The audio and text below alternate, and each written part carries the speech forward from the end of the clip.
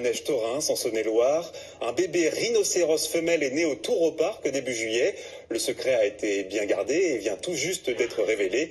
Yassine Arbaoui et Alexis Delacour ont été témoins de ses premiers pas. Regardez. À quelques pas de sa mère, elle découvre peu à peu le monde.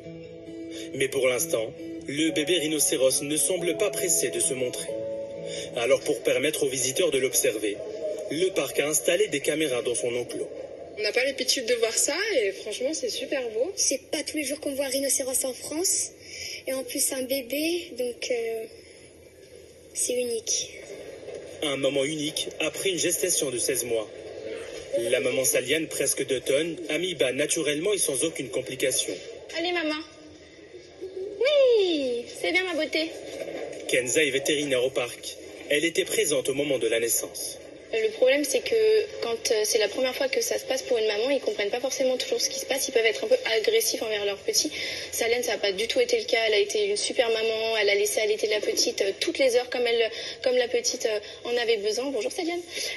Voilà, donc on a eu vraiment beaucoup de chance que Saliane soit à ce point-là exceptionnelle avec sa petite. On est super fiers, c'est sûr. C'est plein d'émotions, en tout cas pour tout le monde. Des naissances comme celle-ci restent rares chez les rhinocéros indiens.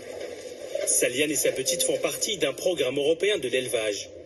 Avec ce nouveau-né, le parc animalier poursuit son objectif de préservation de l'espèce menacée. On a peu de parcs en France à avoir des rhinocéros indiens, donc toute naissance est très bonne à prendre parce que c'est une espèce qui est victime du braconnage. Donc les cornes du rhinocéros, donc les 5 espèces de rhinocéros sont tuées par braconnage, justement pour leur corne qui est faite en kératine, exactement comme nos ongles et nos cheveux. Une fois adulte, elle rejoindra un autre parc pour à son tour se reproduire.